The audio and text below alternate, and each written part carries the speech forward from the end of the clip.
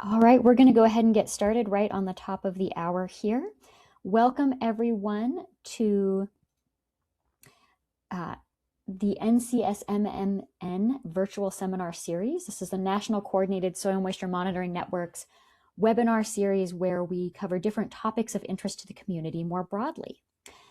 Just to double check, could one of the panelists confirm that you can see my screen and can see the slide that's currently up there? It looks Yes. great. You sound great, Elise.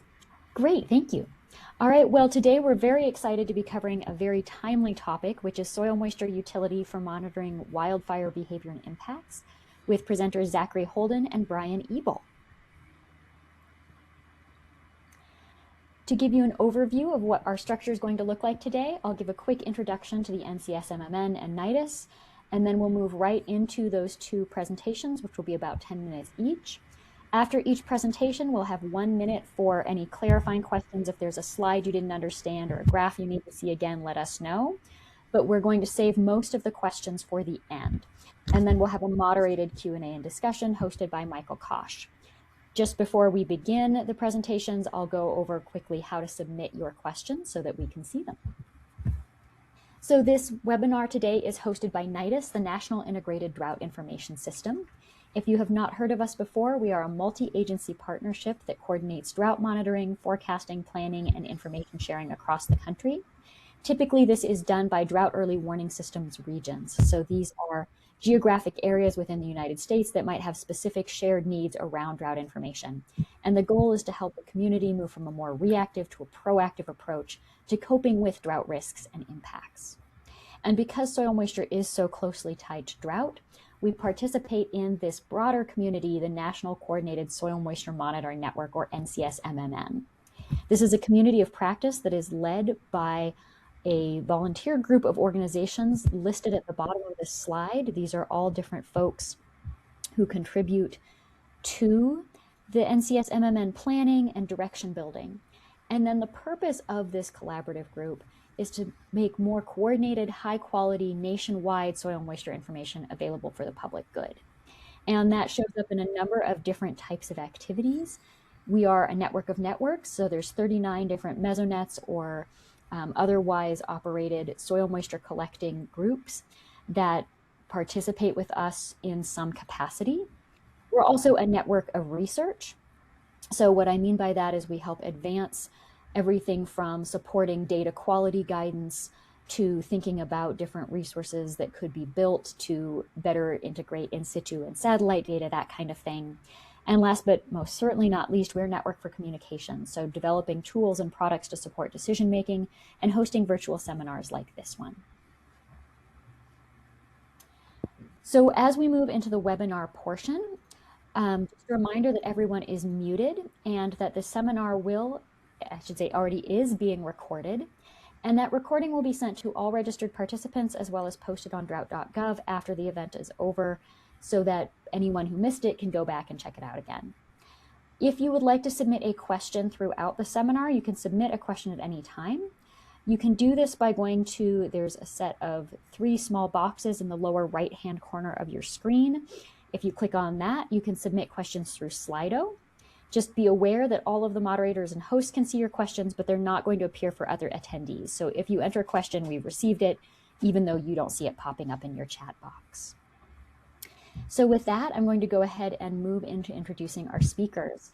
Wildfire and soil moisture is a topic that has been getting a lot of attention in the last couple of years, and particularly this year as we're heading into spring, exceptionally dry and in drought already in many regions of the country. This is something that a lot of folks are thinking about. So I just wanted to give us some mental context shared as we move into this conversation. On the left-hand side of the slide is the TopoFire tool. And you can see there, red is drier than usual, blue is wetter than usual. And this is an anomaly from the 1992 to 2021 baseline. And then on the right-hand side, you can see that we're already seeing wildfire potential outlooks from NIFC for many parts of the country, and some of those regions line up pretty well with where we're seeing those dry soil moisture sections. Just another snapshot. This is shallow soils, so this is 10 centimeters soil moisture for today. And you can see again, a lot of those areas where we're already seeing significant wildfire potential are very similar to the areas where we're seeing those very dry soils. So with that, I'm going to introduce today's presenters. First, we'll have Zachary Holden, who is a research ecologist for the U.S. Forest Service Rocky Mountain Research Station Fire, Fuel, and Smoke Program. And then after that, we will hear from Brian Ebel, a research hydrologist at U.S. Geological Survey's Water Mission Area on soil moisture's role in post-fire hydrology and stream flow. So with that, I'm going to take these slides down and put Zach's slides up, and we'll move into his presentation.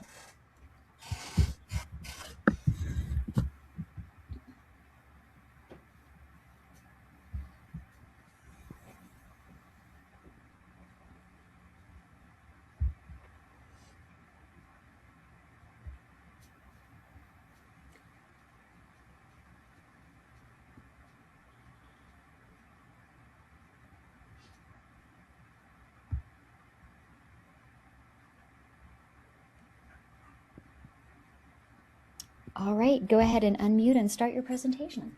Okay, thanks, Elise. I'm not on slide 1. Let me take you back to slide 1 there. All right, yeah, thank you. Thanks, Elise, for having me today, and thanks for folks out there in virtual world. I just wanted to acknowledge one collaborator in particular, Erin Noonan. She's a fire behavior analyst here in Region 1, and a lot of the work here was done just kind of to support the work that she and Predictive Services do to monitor fire danger, fire conditions during the fire season. Next slide, please.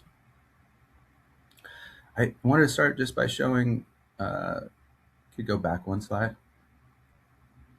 This is kind of our classic fire behavior triangle.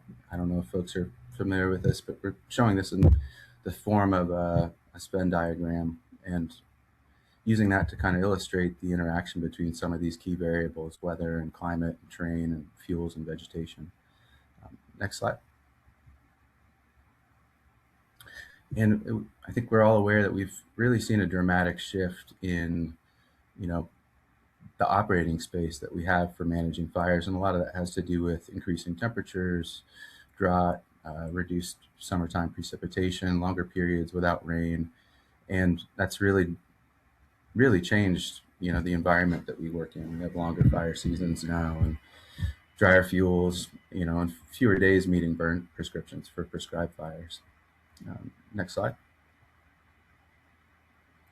And so, the takeaway for me is that we really need to start adapting more, basically precision agricultural principles to deal with this shrinking operating space. And a lot of the work that we do here at the Fire Lab is really motivated by the need for better, more precise forecasts, a better accounting for hydrology, microclimate, and incorporating better fuels information into the tools that we have for understanding fire potential. And my main focus here at the lab is really on hydrology and ecohydrology and the role that plays in fire. Next slide, please. Folks might remember back in 2021, we had a couple of really high-profile prescribed fires that escaped, led to some burned structures, damage to property, and that resulted in kind of a stand down for prescribed fire and a program review. And a couple of the key findings from that review were that, for one, we were not sufficiently considering the impacts of longer term drought on prescribed fire behavior. And also that we maybe weren't using the kind of the best available forecasting tools or didn't maybe have the training to use them. And this, for me, was, really a nice opportunity to dig into the role of hydrology, in particular soil moisture, as a driver of fire potential. Next slide. So I've been involved in the development of a couple of different soil moisture models. The first is TopoFire. We started developing this back in 2013 with support from NASA, and basically developed a set of daily grids, produced at about a 250 meter resolution, where we modeled SWE and some other hydrologic variables, basically a simple soil water balance model. Next slide, please.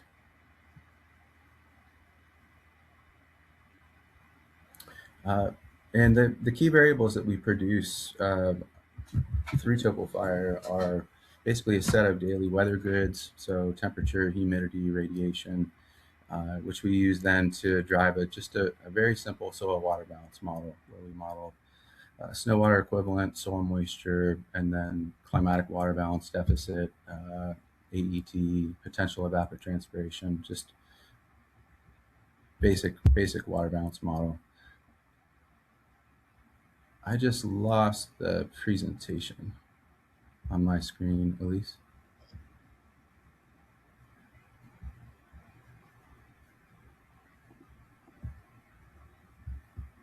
Elise, are you with us?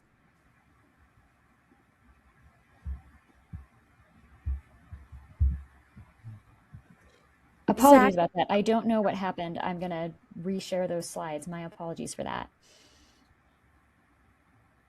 I could also open the presentation here and share my screen if that works.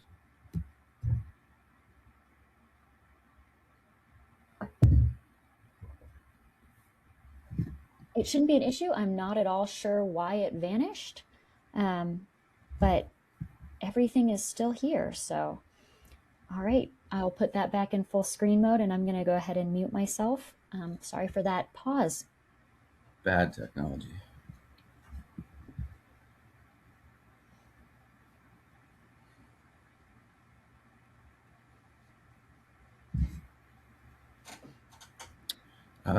So just a couple of things here. First, I wanted to really acknowledge support from NOAA. We basically lost support, didn't have any funding for continuing to generate these grids, and completely shut it down in 2020, 2021. And then we're able to secure some funding from NOAA through Elise and Britt Parker. And so because of that work, we're now able to generate those grids again. So this process has been running again pretty reliably for the last few years. Next slide. I wanted to just acknowledge an analysis that Zach Wellman at the University of Montana did back in 2024. Really talented hydrologists who brought in all of the available kind of soil moisture monitoring stations and compared a lot of the different, basically any available operational gridded soil moisture product with observed station data, expressing all those grids as anomalies here. So you were looking at correlations, but we found that Fire soil moisture model does a pretty good job. It does as well or slightly better than some of the other available models. So that gives us, I guess, good support for using this model. Next slide, please. So again, with support from NOAA and NITIS, we're running these grids daily. We've added 1 or 2 day forecasts and really focused on snow water equivalent and soil moisture. And again, using primarily a soil moisture standardized anomaly. Next slide. The other model that I work a lot with is called ECHO. This is an eco-hydrology model. So basically it incorporates a dynamic vegetation component and captures all of the interactions between energy and moisture and then the vegetation on the ground. It also has, a lateral water routing scheme so that water actually moves downslope, which means that we can model things like runoff. Has a 3-layer soil moisture model, just a much more sophisticated model, whereas Fire is just simply an energy balance model. The vegetation is uniform. There's no connection between the individual cells. Grid cells are all independent. So this is really an interesting model. Next slide, please. And through support from the National Science Foundation back in 2017, we added to ECHO basically a plant water stress component, plant hydraulics model that allows us to connect soil moisture and evaporative demand or vapor pressure deficit to estimate tension in the stem of live vegetation. And so that's a way for us to get more directly at basically live vegetation stress and live fuel moisture content. Next slide, please. And through an additional grant, this one was supported by NASA, we did a lot of work with ECHO and basically calibrated the model using all of the available soil moisture stations for the Western US at that time, and then validated that model with some MODIS land surface temperature data. Next slide. And I just want to highlight, what a model like this allows us to do is incorporate overstory vegetation. Here I'm just showing simulations for soil moisture and snow water equivalent for a single site for just a point in Lolo, Montana, where we've run the model with different overstory vegetation cover conditions. One using satellite data and the other using just sort of arbitrary levels, 10, 50, 75% canopy cover. And what you see in these outputs is there's a really strong vegetation component to effects on soil moisture and sweep through canopy interception and interception of energy and radiation. So it, again, allows us to kind of begin to understand the dynamic interplay between water, energy, and vegetation on the ground surface. Next slide, please. So I just talked briefly about a research analysis that we did. This was published recently in GRL, and here basically we took a set of fires for the Northern Rockies and used VIIRS thermal anomalies, fired basically hotspot detections to generate daily fire spread, fire growth maps for each day in a set of fires. Next slide, please. And the motivation here was really to just try to understand what the dominant controls on fire spread were in this region. So we kind of took a kitchen sink approach here, came up with a set of about 55 different variables that we extracted for the daily burn footprint within each of these fires. So we had water supply variables that included soil moisture from both TopoFire and the ECHO ecohydrology model, fire danger and fuel moisture variables, daily weather, nighttime weather, 3 different wind speed variables from different data sets, and a whole suite of different basically vegetation variables from the Rangeland Analysis Platform, or RAP. Next slide, please.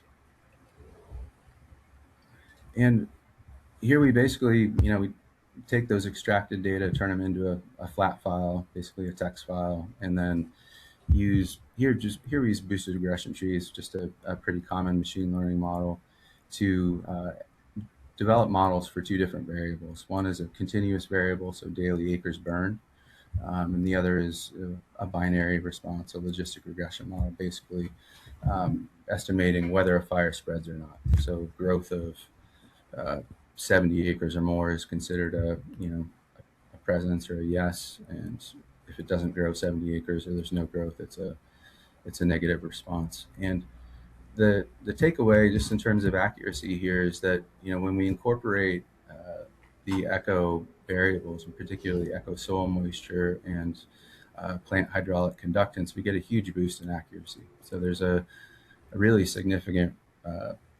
boost in accuracy when we have that more sophisticated model simulated at each of our fire growth days.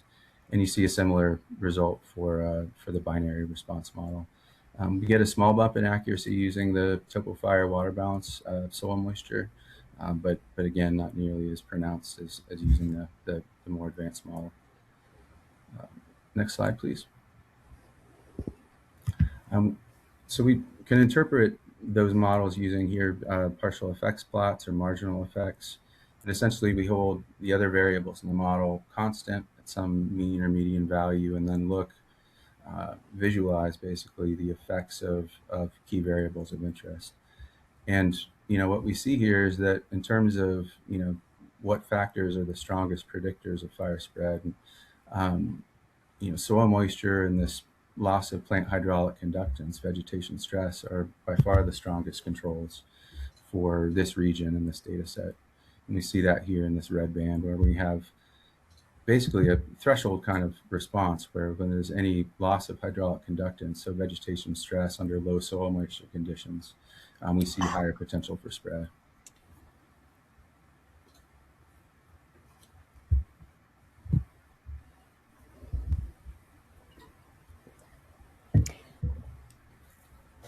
Next. Oh, sorry. Could you go back one slide at least? The other marginal effects that you see here for panels B, C, and D, we're looking at the effects of wind I apologize. speed. I think I accidentally stopped sharing again when I tried to unmute. I just wanted to give you a heads up that you have a 1 minute notice here. Okay, great. Oh, yeah, sorry, I'll get I'll those move slides quicker. back up.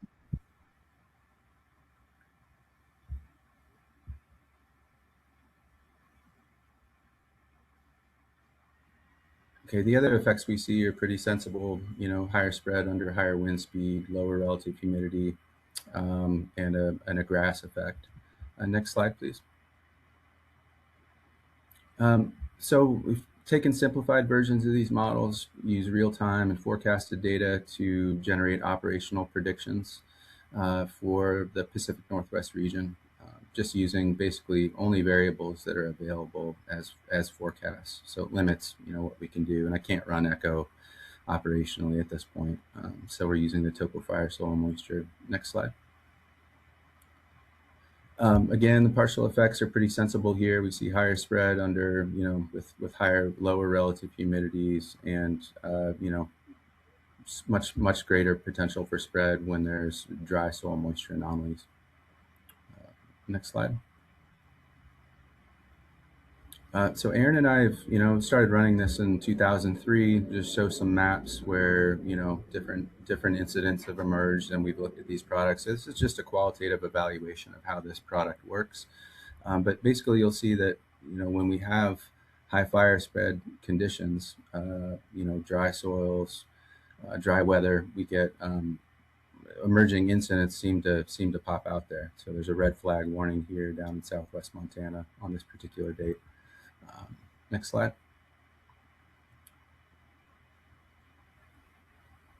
Here's another example from when we just started using this product in 2023.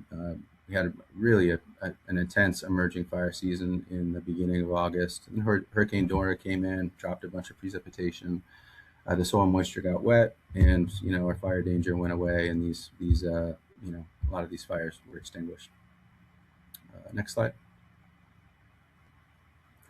Just one more example here, the saw log. This was a fire that started on private land, in May, which is a little bit unusual for this region, and had a dry cold front come in. This fire really blew up on May 3rd, and we see that this set of maps shows that we were capturing those conditions pretty well for that area.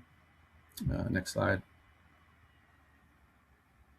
And just one more example, the Panama fire from March of this year, where, again, we had emerging dry conditions driven by a kind of a low soil moisture anomaly that corresponded with this fire breaking out in March.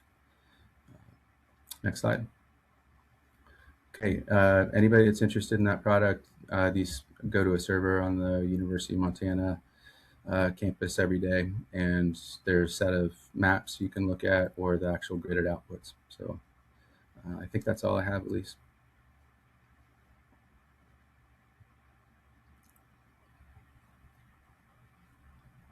Thank you so much, Zach. We're going to go ahead and move straight into the next presentation. So if you have a question for Zach, please go ahead and submit it using that Slido question function. And that way we will be able to answer those questions at the very end. But just due to time, we're going to go ahead and go straight into the next presentation for now. So next up, we have Brian Ebel talking about the role of soil moisture in post-fire hydrology and stream flow. So I'm going to get those slides up, and I'll hand things off to Brian. You can go ahead and unmute. All right, can you hear me? We can. Great, thank you. Thank you for the opportunity to present today. I'm excited to talk about the role of soil moisture in post-fire hydrology. Next.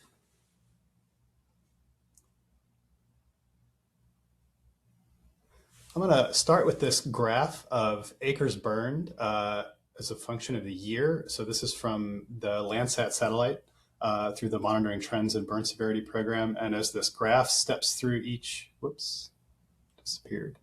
I apologize. I realized that the video was not running Oh, So I'm it'll. ready. I'll let you know when you can. If you just press down, like you're going to the next slide, it'll run. Okay, gotcha. All right, sorry about that. That's okay.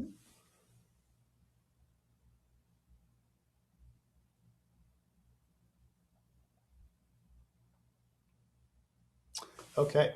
Yeah. So I'm going to have this graph we'll step through. It's the acreage burned in the Western United States as a function of year, and as each year steps through, you'll see the cumulative burned area show up on that map to the right. You can press next. So you'll notice there's a lot of interannual variability in acreage burned, but a few trends to take away are that the very greatest years, the years with the highest acreage burned, have been steadily increasing over the last 40 years. And if you look at the map on the right, you'll notice that a substantial fraction of the Western United States has been affected by fire in the last 40 years. Next. When you think about wildfire, you might think about a burned forest. That might be the first thing that comes to mind, an image like this one from the Hayman fire in the lower left in Colorado. More recently, you might think about wildfire spreading into dense residential areas, the rise of urban fires as shown by the figures or the photographs on the right in Lahaina, Hawaii, and the Tubbs fire in California.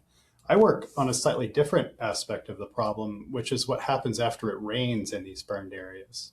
Next. And because of changes in the hydrology, after wildfire, rainfall, especially intense rainfall, can generate hazards like debris flows, shown on the upper left, floods, shown in the lower left, as ash and charred debris and fine sediment is washed into streams. We can see elevated turbidity, as you see in the upper right in Colorado, and that charred material can be washed into reservoirs, as shown by the photo in the lower right in New Mexico, where it can present water quality and water supply problems. Next. I'd like to briefly show this video. You can start the video. This is a flood that happened after a wildfire in Colorado. You can see the flood has transported large boulders. It's washed out a road. You can see from that chocolate milk color of the water that it's heavily laden with sediment. It's got extremely high turbidity. Another thing to take away from looking at this video is that the vegetation is green.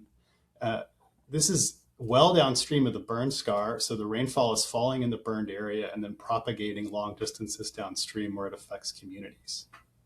Next. After the fire, there can be substantial changes in physical hydrology that I'll discuss using this conceptual diagram. The left panel shows a closed or nearly closed canopy forest before the fire. If we zoom in where that blue box is, you'll see that there's typically a thick layer of litter and duff, a couple centimeters or more of organic rich soil, and then mineral soil. If I would walk out here with a bucket of water and I would pour it on the ground, it would rapidly infiltrate or move into the ground. There would be little to no runoff. If I look at that center panel, which is this conceptual drawing of a high severity post-fire environment, you can see that the vegetation canopy has been combusted or has experienced mortality. If I zoom into the surface shown by that red square after the fire, there's typically going to be a layer of ash. Beneath that ash, there'll be a layer of fire-affected soil where that organic rich soil has had material combusted or degraded by the heat of the soil, and I've denoted that by that darkened color of the soil. And then eventually at some depth, there will be unaffected mineral soil. And you can see a photograph on the far right of an example of a high severity fire that's like, mantled with that ash. And if you would dig a hole, you would see this light colored mineral soil beneath. These fire effects cause major hydrologic changes. So interception by both the canopy and litter, that's the canopy and the litter and duff, catching rainfall and then evaporating it back up into the atmosphere. In many cases, because of the mortality or the combustion of the litter and duff, that interception is gone and we have a lot more rainfall reaching the surface. Because of the fire effects, we often see losses of near surface porosity. So we've lost some soil storage.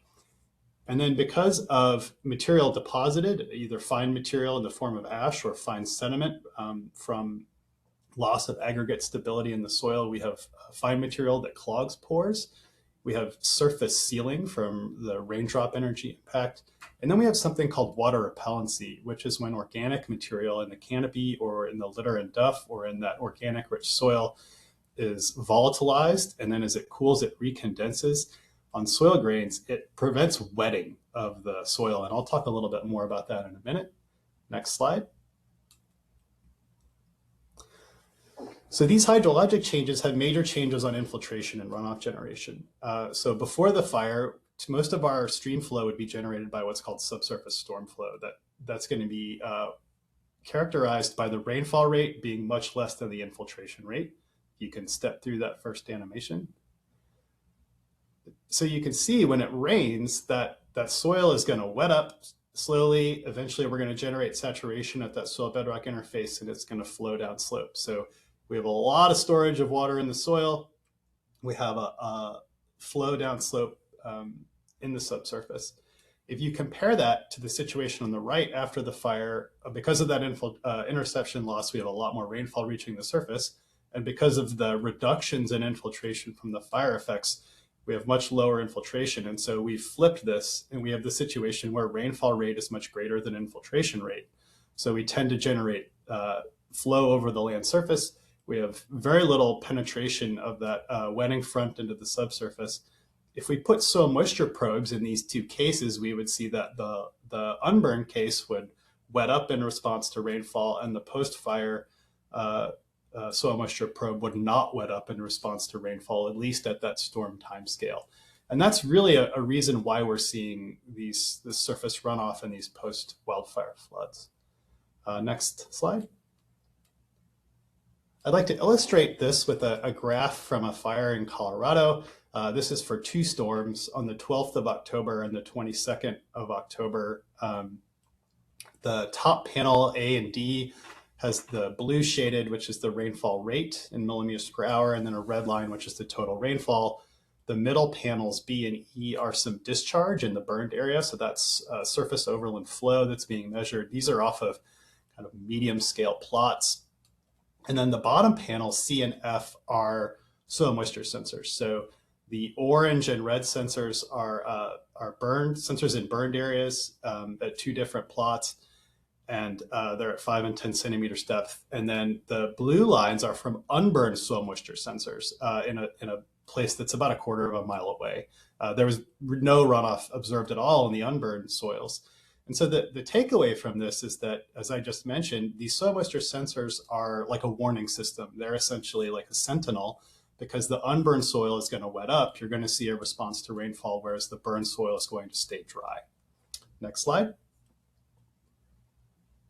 I also mentioned that this soil water repellency can be a major factor in this post-wildfire hydrologic response. And water repellency results from the way that a liquid and a solid interact. And you can think about this if you've ever had like raindrops falling on your windshield. That's what we're talking about here, is that the way that the water droplet interacts with whatever surface it's sitting on. And that's characterized by that contact angle theta. So in a non-wetting situation, the water would just roll around like a ball bearing. In these post-fire environments, you tend to have a contact angle that's greater than 90, and that's what's called hydrophobic. That's illustrated by this water droplet in the lower left-hand corner that's sitting on a bed of hydrophobic sand. When the contact angle is greater than 90 degrees, it's called hydrophilic, meaning that it's going to wet, it's going to go into the ground. You could do next. So where this interacts with soil moisture is that water repellency has been observed to be a function of soil moisture, where, and this is shown by these two hypothetical relations, both of which have been observed in soils and in sands treated with hydrophobic materials. Either that you have a water repellency is at a minimum at 0, and then it rises to a peak, and then it drops back down when the soil gets wet, or that it's a monotonic function where the repellency is the worst at very dry conditions, and then it decreases as you get to higher water contents. Next. And so when you have a dry condition, it can take almost no precipitation at all to saturate that surface. This is a photograph I took in Colorado in a burned area where there was basically a fog that was causing water to beat up on that soil surface. You can kind of see that sheen. And so soil moisture is really important for understanding water repellency and hydrologic response after wildfire. Next. Post-fire soil moisture can also affect vegetation regrowth. So in the western U.S., we often have vegetation that depends on the aspect, which is the way the slope faces. And in north-facing aspects, slopes that point to the north, we tend to have cooler and wetter conditions. So dense vegetation and a thick litter duff layer, that can mean higher fuel loads in some cases and more severe fire. Whereas on south-facing slopes, they're drier and warmer. We tend to have sparser trees and a grassy understory, and that can in some cases result in less severe fire. Next. And there can be interesting consequences relative to soil moisture. So here I have a graph of measured soil water content as a function of time on a burned north-facing slope on the left and a burned south-facing slope on the right. And I've circled this area of interest in blue. And the main thing to take away is that the shallowest soil moisture sensor, that black line at 5 centimeters, is very different between these two slopes. In the north-facing slope, the shallow stays very dry throughout the entire growing season, whereas in the south-facing slope, it's considerably wetter. Next slide. And if we look at photographs at the start of the growing season, this is about 6 months after the fire, with the north-facing slope in the upper left and the south-facing slope in the upper right, remembering that the north-facing slope was dry at the 5 centimeter depth and the south-facing slope was wetter at the 5 centimeter depth. If we look at the bottom two photographs of these same slopes at the end of the growing season, you can see the huge difference in regrowth on that wetter south-facing slope. So you can see how soil moisture is important for post-fire vegetation regrowth. Now, there are some differences in the seed bank and the vegetation communities here, but I do believe that soil moisture is a pretty key factor in the different vegetation response and regrowth here. Next. So to finish, a few takeaways on soil moisture and post-fire hydrology. Ooh, whoops. I think the slide disappeared. Thank you. So soil moisture can be a sentinel. So when there's minimal infiltration, you'll observe no soil moisture increase, and that can be a good tool for situational awareness relative to the size of hazards that you might see from hydrologic response. I also note that soil moisture has important feedbacks with soil water repellency. When it's dry, it can increase water repellency and it can have less infiltration, which again provides situational awareness relative to vulnerability to hydrologic hazards. And also that soil moisture conditions influence plant regeneration. So loss of vegetation and surface cover can increase evaporation and reduce shallow soil moisture, and that can impede plant regrowth. In contrast, reduced plant water use because of fire killing the vegetation can increase soil moisture because we've lost all of that transpiration, and that can assist plant regrowth.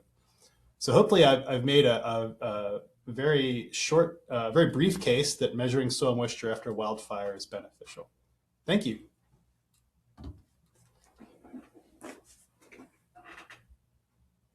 Thank you so much, Brian.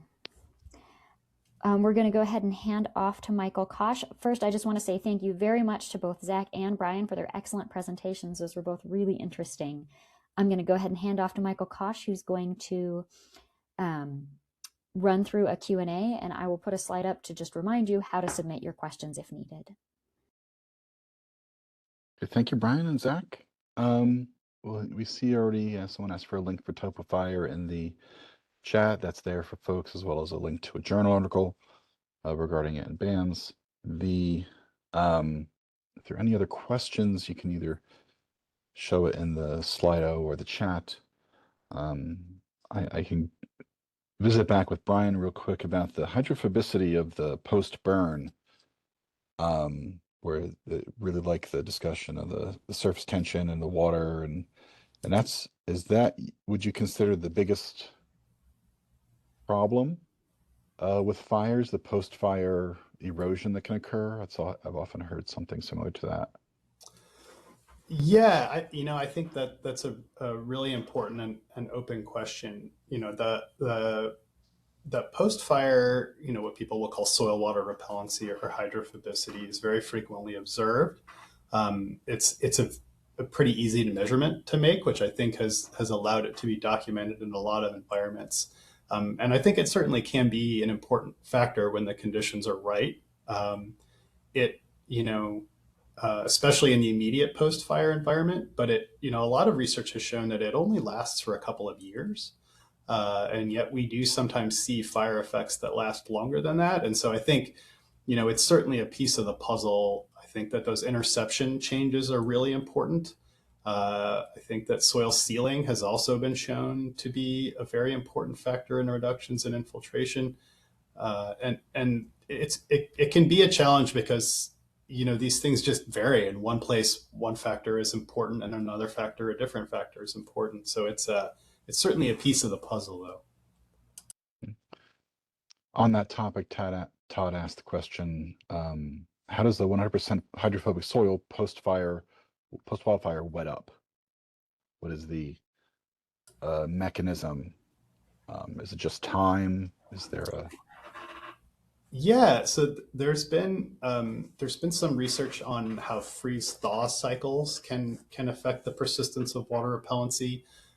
In some cases, I think that there can be there's a well-known paper by Steve Wanzel from a while ago that talked about the synchrony between kind of precipitation climatology and kind of like peak solar radiation. So like if you have like peak evapotranspiration demand in a sense, meaning that if you look at the Pacific Northwest, it's kind of there's sort of like low, evapotranspiration demand in the winter, and that's when it rains at the same time. And so those places tend to have maybe potentially like a lower hydrophobicity impact versus like a place like Arizona, where the rainfall is arriving at the time of like peak ET demand.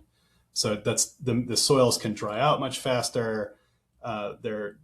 They may have very low surface soil moisture, but they're still getting a lot of rainfall. And so there can be these seasonal cycles. In terms of how they wet, elevated soil moisture is one effect, but also there's a lot of variability. And so I think there's a lot of kind of what I would call runoff and run on. So you might have runoff generated in one patch, and then, 6 feet down slope, it's not hydrophobic and it just all runs in.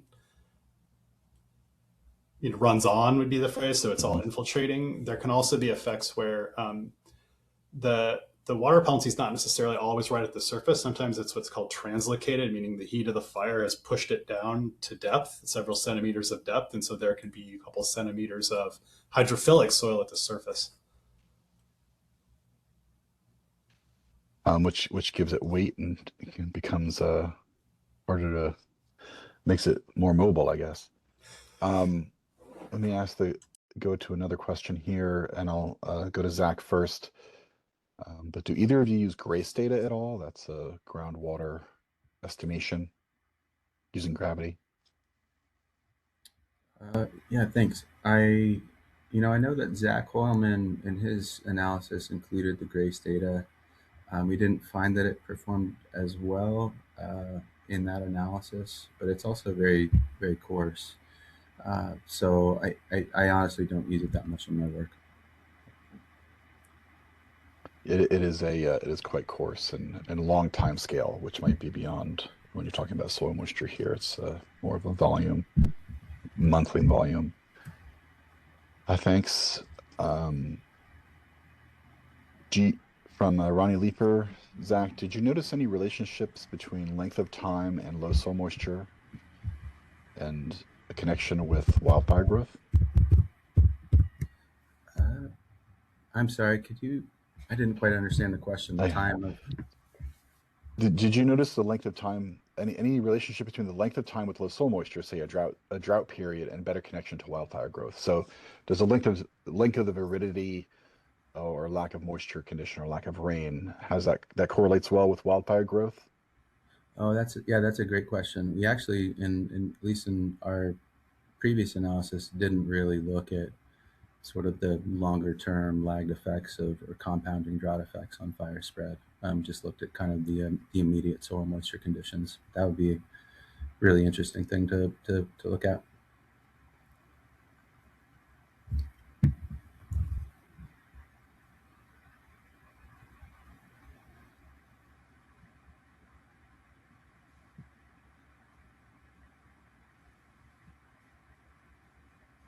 Mike, you're muted. Sorry. Have you seen any, this is to Zach, but I'll open it to Brian as well. Have you seen any spatial correlation association between static soil properties and wildfire occurrence growth? So not precip or vegetation status, but soil structure. No, that's not something that we've actually explored. Yeah, we've definitely thought about doing that. In theory, the ECHO, the eco hydrology model, has some of that information ingrained in those simulations because we use soil property maps to determine the soil moisture dry down. But no, I don't know of anything that's explored that. How about you, Brian? Any experience with soil structure maps? Not. I mean, I think you were talking about in terms of like wildfire ignition and spread. I have not examined. I assume you're thinking about soil kind of more on the soil texture end, like soil textural classification. Yeah, in theory, the faster something dries, the sandier soil possibly. In the areas we're talking about, I'm not sure how that correlates with vegetation biomass and whatnot, but it's interesting if there's a structural phenomenon there as well as precip pattern. From Prakriti, sorry. What soil moisture content of the subsurface is considered fire-prone hazardous? Is it based on dry values or assessed over a period? Like, what is your thresholding for fire-prone?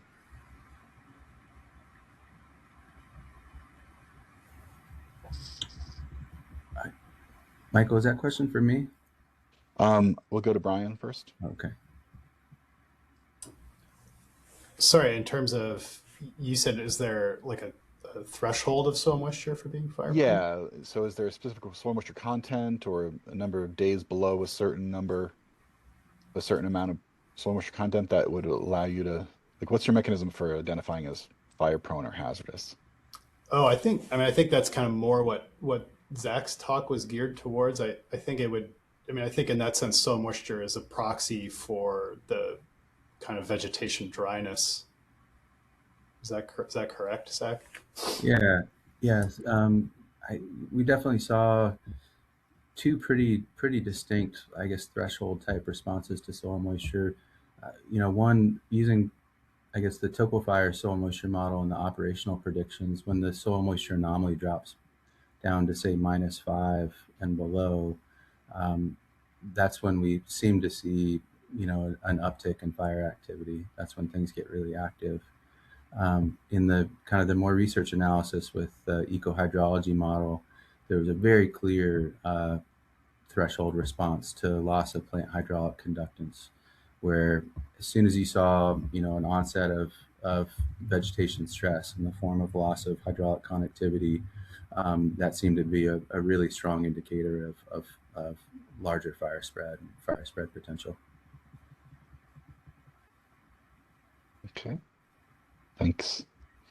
Jumping around the questions a little bit for diversity here. Is there any critical data gaps you're looking to fill to improve fire growth prediction models? I'll start with Zach on that one. I think there are many. I mean, the fuels data, I think, is probably the biggest challenge. You were using that rangeland analysis platform data, which I think is honestly really good, but it gets much more complex when you look at places like the Southwest and you want to differentiate between the amount of, say, residual dry grass. The timing of green up is really critical, especially in this region. So, for me, it seems like refining the fuel inputs that we have will be pretty critical. And Brian, what are your observed data gaps that would really help improve your situation? Yeah, in terms of post wildfire hydrology, I think a key data gap is the kind of what I would call the pedoderm, like that skin, that very near surface kind of like centimeter of soil. Most of this, in situ sensors, things like time domain reflectometry or capacitance sensors, have to be buried a certain depth below the surface just because of the kind of volume of influence and the sensor size. But that top centimeter is a really key zone for runoff generation, and I'm not aware of any kind of commercially available sensors to quantify soil moisture in that zone. So to me, that's a huge data gap. To clarify, so you're familiar with fuel rod measurements, right? Not. So at the fuel rods are a wooden dowel that's deployed usually several inches over the surface, and it's just kind of there's a moisture measurement being made inside the fuel rod, or humidity measurement, and that humidity will tell you what your fuel moisture content is. It's not Duff, but it is probably more analogous to Duff. It's kind of a dry branch measure. They're not easily maintained, I will say that, and they're not widely distributed across networks. I think a lot of the raw stations are supposed to have them, but that's something we can look at. We've played around with having sensors in the Duff itself. It's not really designed for that. You'd have to have a calibration to an organic matter, the specific organic matter and chemistry, because of the acidity of the Duff layer. But we could talk about that offline. It's very interesting new field, but the maintenance cost is needs a lot of care, because it's constantly moving through the Duff layer. Other questions here for Zach. Does your model predict ignition, or is it limited to spread given an ignition? Yeah, for that analysis, we really focused on fire growth, and we limited the data that we included to fires with 10 or more days of spread. So not really focused on ignition, but focused more on larger fires and how rapidly they grew. Okay. So I think there's a few more comments, but we're going to try and wrap it up so that everybody has a little bit of time to get to the next meeting, I'm sure, online. And I will thank you both, Zach and Brian, for your great work here. It's very fire is not only a problem at the location, but also from your presentations that it's downstream. There's air quality. We've all experienced Canadian wildfires many years ago. Then there's downriver with these flow rates and the hydrophobicity causing a lot of transport and changing of the landscape pretty dramatically. So that's all showing that fire is not just for those that live in the mountains in this case. I thank you both for your presentation and how soil moisture improves our understanding of fire risk. And with that, I will hand it off to Elise again with her last words.